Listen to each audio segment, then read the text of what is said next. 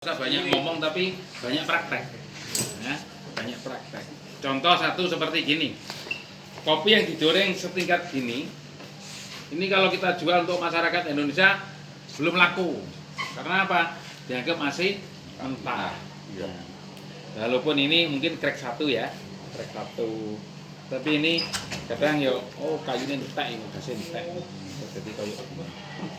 Dan yang seperti ini karakter asli dari kopi muncul yang disebut dari sifat-sifat enzimatik. Sifat-sifat enzimatik itu adalah karakter yang diperoleh dari tanaman. Contohnya karakter seperti daun, nah seperti daun, kemudian seperti bunga, ya, kemudian seperti buah. Itu muncul pada saat level sangrainya tidak terlalu tua. Dan karakter itu mudah menguap. Nah, mudah menguap berarti nanti kalau dituakan dikit dia menguap, udah hilang, udah ada sudah. Nah, bagi yang menginginkan karakter awal itu muncul, maka sangrainya harus sangrai agak muda, seperti ini. Sama, kalau robusta itu cenderung lebih tua sedikit. Karena apa? Robusta itu dia tidak terlalu digendaki baunya. Dan karakter dari enzimatiknya tidak banyak. Robusta itu lebih cenderung kepada karakter dari sugar browning. Sugar itu gula, browning itu pencoklatan. Pencoklatan gula, reaksi antara karamelisasi gula sama asam amino atau protein. Nah ini. Nah, yang seperti gini nanti akan karakter asal daerah, indikasi geografisnya muncul di sini. Kalau kita tuakan sedikit katakanlah, nah seperti kayak gini kueknya mana? Nah, pokok sing rada kuek lah. Nah, seperti gini akan berkurang. Apa namanya? Yang mudah menguap tadi akan berkurang. Kemudian sugar browningnya akan mendominasi berjalan di situ. Yang tadinya kalau gini masih nati, kemudian apa namanya sereal. Nati itu seperti kacang-kacangan. Contoh kacang tanah, kacang kediri dan sebagainya. Kemudian atau seriali seperti jagung dan kadang-kadang seperti ubi jalar. Nah, itu ada di sini. Nah, begitu dituakan dikit, dia akan berubah karena ada reaksi antara gula dengan asam amino terjadi proses pencoklatan. Yang timbul pertama adalah karameli. Nah, ini mungkin karameli, ini akan ada di sini.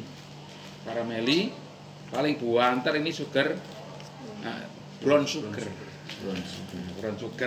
Makanya ada kan kopi yang kalau kita ke pasar itu ada yang merek apa itu yang pakai brown sugar betulan, tapi gula semut. Iya. Nah, gula semut itu sebenarnya gula merah yang dikristalkan. Nah, gitu ya. Hah? Kalau Jawa itu kan lokasi, merah itu kan warnanya. Iya. Jadi gula Jawa merah itu podo. Brown sugar itu bukan gula kelapa. Nah, itu coconut sugar lah. Brown sugar itu bisa berasal dari aren, klopo, bisa juga dari tebu. Dari tebu bisa kan paling murah itu, malah kuana sitok wae. Kok dikai apa coklat gak usah dibersihkan. Jadi coklat ya. Nah, aroma karamel itu ada di sini. Dan gula merah, gula putih itu, yang putih itu kan sudah dimurnikan. Yang nggak murni namanya tetes. Karena yang brown itu, warna brown itu biasanya dari monosakarida. Monosakarida terdiri dari, kita apa ya dulu sekolah, glukosa. Pokoknya yang nanti 6. Glukosa, fruktosa, manosa, dan lain sebagainya, konco-konco nih. Ya. Itu gula-gula yang monosakarida itu sulit untuk mengkristal. Sebagian besar dalam bentuk paling karamel itu tetes atau apa. Nah, ini mesti yang begini, itu ada aroma seperti itu. Ya. Nah, kalau dituakne meneh, iki mau ini. Nah, dituakne seperti gini, nanti brown sugar sampai dengan cokliti. Cokliti wis ana sing gosong titik-titik. Titik-titik. Jadi kalau kita ngasih komentar nanti di dalam form kita, cokliti, ngono ya. Berarti itu kita bayangkan, oh kopinya itu di sangrai pada tingkat dark, medium ke dark. seperti ini. Berarti cokliti, mesti cokliti. Harap awak mripate sumpet ini. Oh, cokliti, medium kedak. Nah, itu nah, asam, manis. Oh, ini berarti medium kerja maksimal. Loh, kok sereal mambu dele, mambu nati, oh berarti nom, kan gitu. Terus cek kok mambu sangit, gini, sangit. Oh, ini berarti dak. Terus. Jadi dari hidung saja bisa. Tapi deteksi awal. Habis dicium, dicicipi, deteksi berikut. Nah, kita sejak kecil minumnya ngene iki, ya toh? Suruh ndek ngene iki sulit untuk penyesuaian saja. Gitu. Sehingga di pasaran itu yang ada itu adalah merek apapun, kapal api, merek Arabica dan sebagainya, ke dalam bentuk kopi bubuk, dia warnanya cenderung seperti gini, paling mudah seperti gini. Justru kopi-kopi yang digoreng oleh masyarakat awam lebih mudah.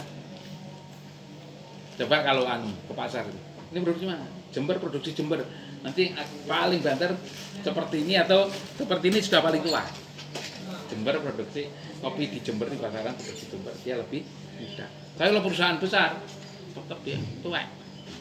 Coba kapal api Signature, celeng itu, celeng itu bahasa Madura.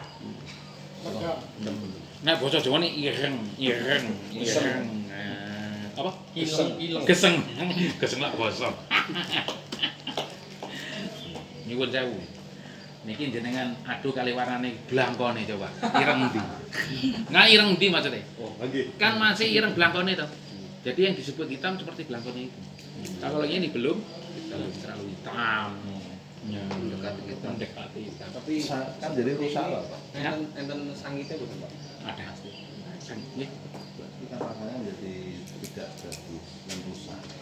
Nah. Karena pada saat posisi dak itu karena semua kan menjadi hilang, ada penurunan di. Iya, yang enzimatik sudah pergi. Kemudian yang sugar browning sudah berkurang, masih ada sisanya. Kemudian yang terjadi kalau kayak gini namanya dry distillation. Dry distillation, destilasi kering. Dry distillation itu adalah suatu proses, kalau kita sejajarkan itu disebut proses pengasapan. Jadi membuat asap cair itu adalah selulosa dipanaskan tinggi, baru menguap, kemudian diembunkan lagi. Jadi mesti kalau begini mesti ada aroma asam karena banyak dry distillation. Cuman untungnya bahwa kopi itu punya kandungan namanya kafein. Nah kafein itu dalam suhu segini itu tidak banyak menguap. Jadi walaupun minum yang ini, kodok melek. Cuman kopi ini godongnya diminum ya melek. Kok kopi ini godong digodok ya, digodok. Biar melek. Jadi nek duwe kopi, masuk kebun kopi, godongnya godok, saring. Terus tinggi. Kalau dengan kakao, ya coklat, lebih tinggi mana? Kadar kafeinnya per miligramnya tinggi kopi. Tapi kalau dengan daun kopi itu tinggi daun daun teh. Tinggi daun teh. Jadi kandungan kafein dalam daun teh itu 4% lebih. Ada, Pak. Jadi minum kopi minum teh itu sama meleknya. Pokoknya sing kental teh. Tapi nek teh sak mene terus kalau ukurnya terus coklat tok rasanya ya ora krasa. Nah itu ya ndak melek. Ya harus kental. Teh ini harus kental. Cuman lewat proses fermentasi tehnya. Ndak harus juga. Bisa. Dari pucuk hijau itu sudah bisa muncul. Bisa. Pokoknya cukup lama dalam suhu tingginya. Artinya ini suhunya harus tinggi, cukup kental, kekentalannya cukup, maka dalam larutan itu hampir mirip. Cuman yaitu nek teh itu kan yang larut bukan hanya ini. Kalau ini punya sifat apa? Pencahar. Jadi kalau kita minum ini ada kopinya kental, dan besoknya atau sebentar lagi juga masih bisa buang air besar. Tapi kalau teh minum kental, ya toh, terus jadi sembelit. Jadi pengen melek tapi terus anune atos koyo krikil. Pak Mohsin, Yuk. untuk ada rumor di masyarakat bahwa kafein kopi itu lebih baik kafein coklat. Bagaimana kebaikan dan keburukannya kafein itu? Kalau kafein yo padha wae. Di coklat, di kopi, di mana? Di teh itu ya. Kalau namanya kafein padha wae. Cuman di coklat itu ada namanya polifenol. Polifenol itu sifatnya antioksidan. Itu. Nah, di sini pun itu ada sejenis polifenol namanya asam klorogenat. Asam klorogenat itu juga berfungsi sebagai antioksidan. Begitu juga di teh itu polifenol. Yang cat itu melalui proses apa yang muncul sehingga muncul aroma sangit itu? Itu dry distillation, destilasi kering, yang biasanya digunakan untuk memproses kayu menjadi arang cair. Biasanya arang cair itu diproduksi digunakan untuk banyak hal. Biasanya penggumpal lateks, antibakteri, pengawet dan sebagainya. Asap cair. Asap cair. Dan sekarang lebih diaplikasikan ke makanan untuk Asap cair. ikan. Nah, karena mengurangi nikotin, kadar ya. pestisida dari. Lho soalnya semprotan nano ini iwak kayak nganggo insektisida anu diasenon benar are mati. Pak, pada kondisi seperti apa kafein atau kopi itu bisa berpengaruh buruk terhadap tubuh, seperti katanya ada asam lambung tinggi. Kondisi terlalu tinggi. Jadi kalau kita minum lebih dari 4 cangkir kopi per hari, apalagi sekali duduk 4 cangkir ya toh. Sekali duduk 4 cangkir, 4 cangkir, sore 4 cangkir kan ya terus 12 cangkir. Jadi itu terlalu tinggi. Sehingga nanti efeknya saya merasakan sendiri.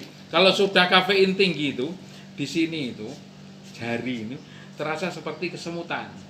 Kemudian ada efek seperti jari kedinginan. Jadi kalau kita di sungai atau di kolam renang terlalu lama itu, di sini tuh ada mengkeret gitu. Mirip itu. Di jari itu rasanya seperti itu. Kemudian di mata tidak melek juga, melek ya biasa lah. Cuman itu kan melek itu tergantung kepada dia masih kafein toleran atau intoleransi itu. Nah, kemudian juga timbul sering gelisah. Jadi pada kadar 4 cangkir itu setara dengan katakanlah 2,5% kali 4 kali 10 gram. Nah, 40 gram kopi ini, lebih dari itu sehari. Kemudian kalau ke lambung itu karena perutnya kadang-kadang masih kosong dengan minum kopi yang tanpa gula dan sebagainya. Walaupun tanpa gula. Iya, tanpa gula ya tetap aja karena mengandung kafein, dan kafein itu punya efek menstimulasi pengeluaran asam lambung di dalam perut. Asam lambungnya itu kan HCl. Nah, sekarang kita masuk dalam prosedur ya. Prosedur cupping. Prosedur cupping ini ada prosedur sederhana, ada prosedur kompleks. Prosedur sederhana ya sekedar kita kita timbang, kemudian kita kasih air panas, kemudian kita cicipi, kemudian tanpa form yang rumit. Kemudian ada prosedur kompleks yang standar internasional, yaitu dengan SCAA. SCAA itu standar internasional ya untuk menilai kopi specialty. Nah, kita nanti untuk awal-awal kita pakai aja biasa, sederhana aja ya. Kemarin sudah di sini. Beda Belum ya? Beda kelas. Beda kelas. Belum. Ya, pagi ini kita persiapkan diri kita sendiri untuk cupping. Nanti berapa regu ini? Berapa regu? 4 ya. Ya. Ini sesuai regu kemarin. Ya. 4 regu. Masing-masing mempersiapkan